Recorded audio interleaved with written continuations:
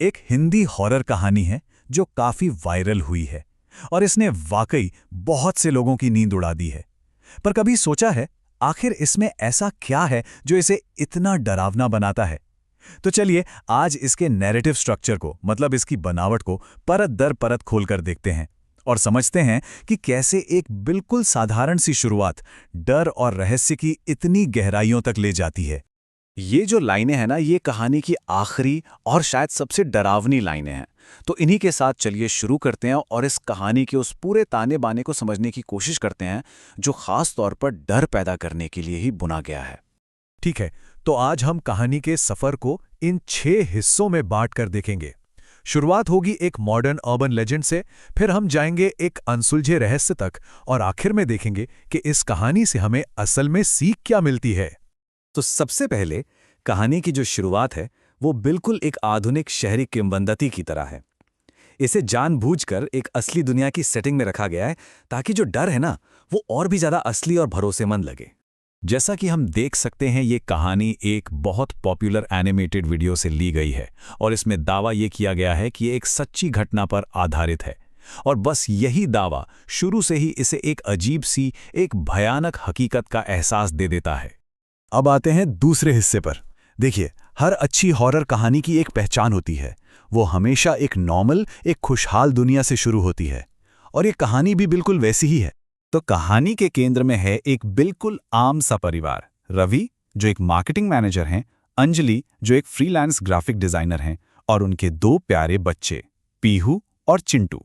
मतलब एक ऐसी फैमिली जिससे कोई भी आसानी से रिलेट कर सकता है। प्लान भी कितना सिंपल है, देखिए। सर्दियों की छुट्टियां हैं और दिल्ली के पास रेवाड़ी तक की एक छोटी सी रोड ट्रिप। और यही जो साधारण सा माहौल है ना, वही आगे होने वाली भयानक घटनाओं की नींव रखता है। और फिर आता है खतरे का पहला संकेत। रवि की ये चेतावनी सिर्फ एक मजाक नहीं है, ये आने वाले डर की पहली आहट है। चलिए अब आते हैं तीसरे हिस्से पर। परिवार अब सफर पर निकल चुका है और बस यहीं से कहानी का पूरा मूड, पूरा माहौल बदलना शुरू हो जाता है। हाईवे का ये सफर धीरे धीरे अजीबोगरीब अलौकिक घटनाओं के एक जाल में बदल जाता है। यहाँ पर कहानी लिखने वालों ने एक बहुत ही चालाक तकनीक का इस्तेमाल किया है जिसे कहते हैं फोरशैडोइंग। इसका मतलब होता है कि आगे क्या होने वाला है उसका हिंट पहले ही दे देना।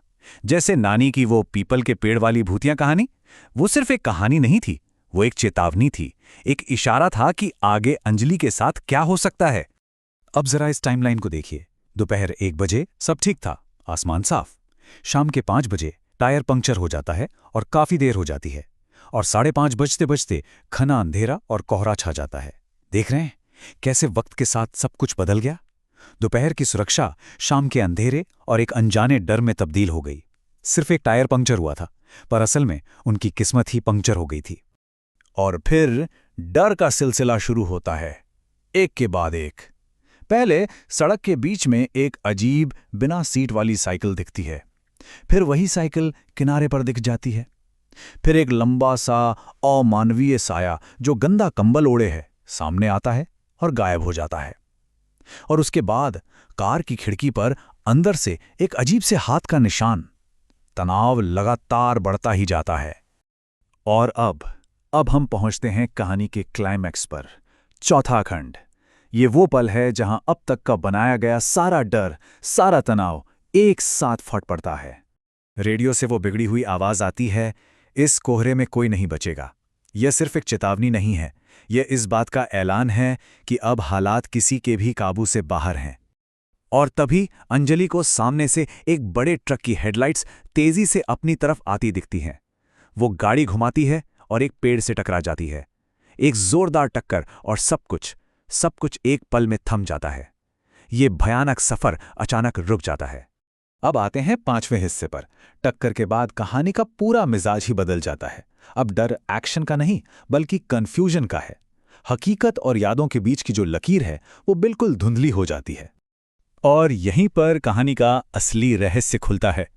एक तरफ है अंजलि का बयान कि एक भूतिया ट्रक की वजह से हादसा हुआ और दूसरी तरफ है पुलिस की रिपोर्ट जिसके मुताबिक वहां कोई दूसरी गाड़ी थी ही नहीं।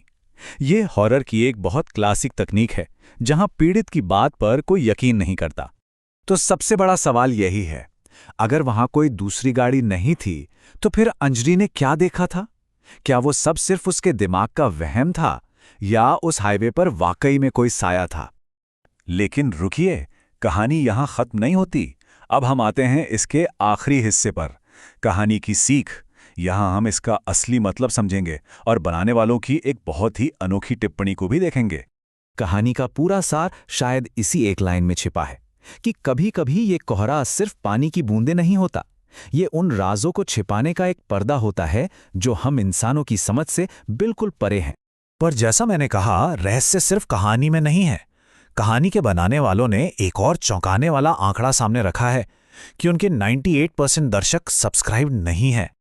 और ये एक बहुत ही स्मार्ट, एक मेटा नैरेटिव मोड है। यहाँ रचनाकार अपनी कहानी के डर को असल दुनिया के एक डरावने आंकड़े से जोड़ देते हैं और इसके जरिए वो दर्शकों को सब्सक्राइब करने के लिए कहते हैं। काफी चतुर तरीका है ना?